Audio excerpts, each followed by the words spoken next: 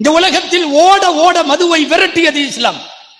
ஒரு 23 வருஷ காலத்தில் மதுவின் வாடை இல்லை என்கிற அளவுக்கு ஒரு ஒட்டுமொத்த அரேபிய தீபகற்பத்தை மாற்றி கொடுத்த மடைமாற்றம் செய்தவர்கள் பெருமானார் ஸல்லல்லாஹு அலைஹி வஸல்லம். அந்த சமுதாயத்தில் இன்றைய முகம்மதுகள், இன்றைய அகமதுகள், இன்றைய அப்துல் காதர்கள் டாஸ்மாகில் இருக்கிறார்கள்.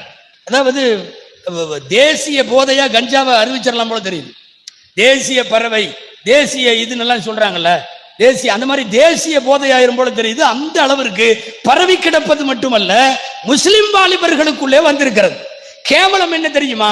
எவ்வளவோ பெரிய பெரிய மாநாட்டு தலைப்புகளில் எல்லாம் பேச வேண்டிய உலமாக்களின் மேடைகள் கூட போதையிலிருந்து கொஞ்சம் வெளியே வாங்கப்பா என்று கெஞ்சுவதற்கு மாநாடு போடும் அபாயம் ஒரு சூழல் இன்றைக்கு வந்திருக்கிறது.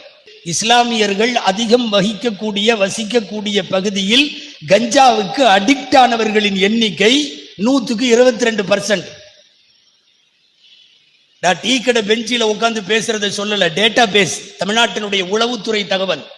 22 out of 100. யோசிச்சு பார்த்தா 4 பேத்துல ஒருத்தன். அல்லாஹு அக்பர்.